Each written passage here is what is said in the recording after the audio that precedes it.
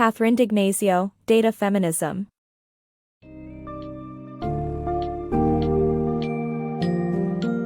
Dive into the world of data feminism, a book by CatherineDIgnazio that challenges the status quo of data-driven systems, revealing how they often perpetuate systemic oppression, privilege, and discrimination. The book explores intersectionality, the matrix of domination, and the ways in which algorithms and data projects can reinforce harmful stereotypes. You will learn about the importance of considering context, understanding history, and questioning classifications when working with data, as well as finding inspiration in the stories of groups and activists who have used data to challenge established power and drive positive change.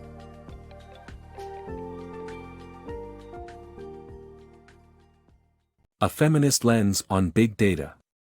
Feminists advocate for collaboration, stressing that freedom for all is necessary. They use data to explain how oppressive systems harm individuals. Big data and AI are hailed predominantly by men and viewed in a skewed techno-heroic light. The time has come for a feminist viewpoint to reframe this narrative. The term intersectionality refers to the intersection of disadvantaged identities. It demonstrates how suppression and privilege intersect, resulting in systemic discrimination. By acknowledging racism, sexism, homophobia, ableism, and classism as forms of systemic oppression, progressive change can occur. Matrix of Domination. In her book, sociologist Patricia Hill Collins introduces the concept of the matrix of domination, which refers to the interrelated domains of oppression that uphold societal systems of power.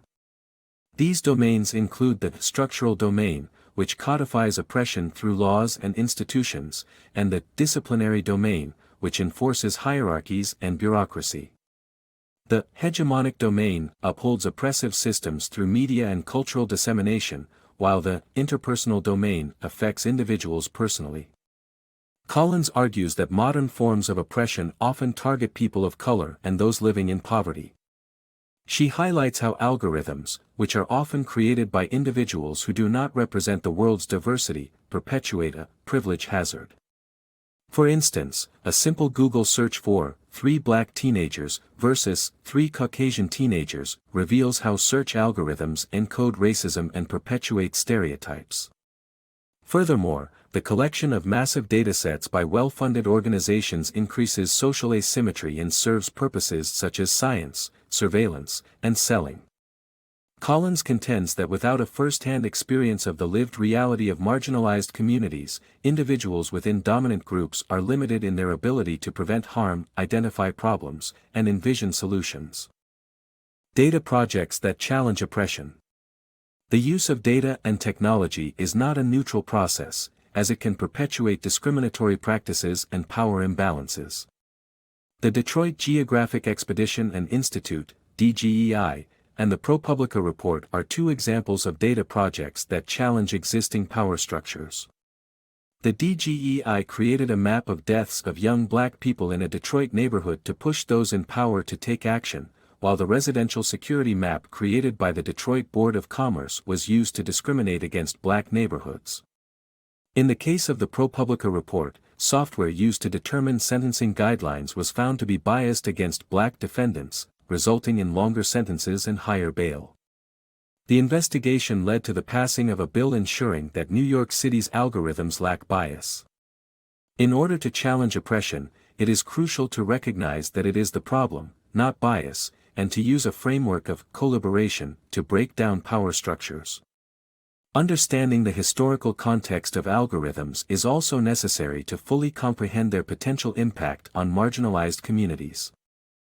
The power of emotion in data presentation. Periscopic, a data firm, created an interactive chart that showcased deaths due to firearms. The approach of representing deaths using an animated point irked some experts who believed emotion has no place in data presentation. However, data can only be interpreted by humans who are emotional beings and not just rational machines. The idea of objectivity and neutrality comes from a false binary that supports hierarchies. Researchers found that people understand and remember information presented through multisensory ways that tap into emotions. Therefore, displaying data with emotions is powerful and necessary for humans to comprehend the realities behind numbers. Counting the uncounted. The classification of data leads to the marginalization of non-binary individuals and reinforces existing hierarchies. Patriarchy, or a male-dominated society, is upheld through systems of classification that define, normal, and exclude marginalized groups such as people of color, disabled people, gay people, and women. While identifying transgender individuals puts them at risk, failing to count them is not a solution. The author argues that data collection by communities can be empowering and healing, but the complexities of classification systems illustrate the need for re-evaluation and questioning of the values and judgments encoded within them. Addressing income inequality and its discriminatory consequences. Income inequality has significant impacts on gender and race. A prime example is San Francisco, which boasts the widest income gap in the U.S., resulting in evictions reaching an all-time high, and many minorities being displaced. To counter these effects, a diverse group of researchers, historians, artists, and housing advocates banded together to create the Anti-Eviction Mapping Project, AEMP. Through AEMP, 70 maps were developed to depict the outcomes of minority populations, property owners, and others. One such map delves into the link between no-fault evictions and bus stops operated by tech companies, which drove up demands for condos and displaced residents. The maps concentrate on the people and the breadth of policy's impact, rather than prioritizing a minimalist approach. AEMP aims to amplify a more inclusive effort that does not perpetuate the myth of the data rock star. In summary, income inequality causes severe and discriminatory outcomes that can be prevented through collective and inclusive efforts like AEMP. Big data pitfalls. The promise of big data is often flawed and can lead to incorrect conclusions. The use of statistics from the global database of events, language and tone, DELT, in reporting on the Boko Haram kidnappings in Nigeria resulted in an overinflation of data. The desire to acquire data and burn through research funding often overshadows important contextual factors and privileges data capture size over quality. While the open data movement aims for transparency, many datasets lack context and are essentially data dumps.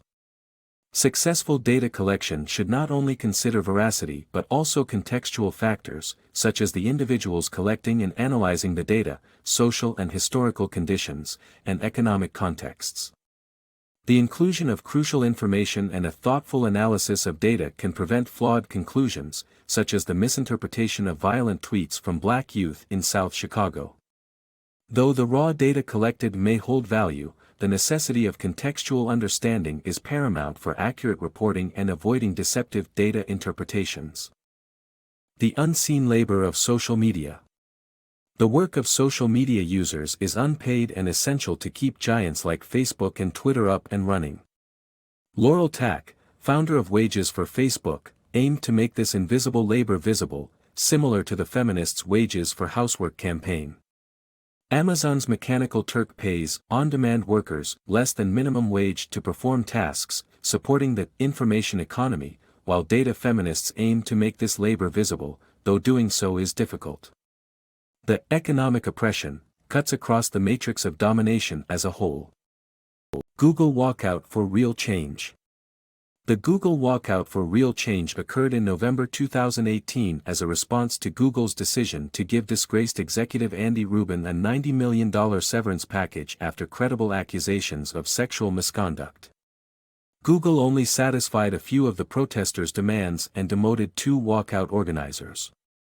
The company also lobbied for a legal way to retaliate against employees who use a workplace email list to organize.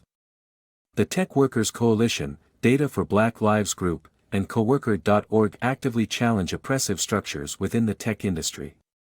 Using the principles of data feminism, groups aim to bring positive change by disrupting oppressive systems worldwide.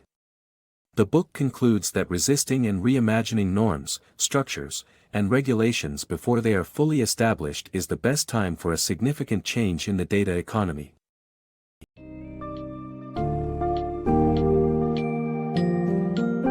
As we conclude our journey through data feminism, we are left with a powerful message. Data and algorithms may be useful tools, but they have the potential to uphold and perpetuate systemic oppression. We must question their origins, recognize their limitations, and take into account the context and complexities within which they operate. By adopting a co-liberation mindset, we can strive to break down oppressive power structures and leverage data as an instrument for positive change. The real-world examples showcased in this book serve as a testimony to the power of data and the potential of data feminism to spark meaningful change and promote a more equitable future for all.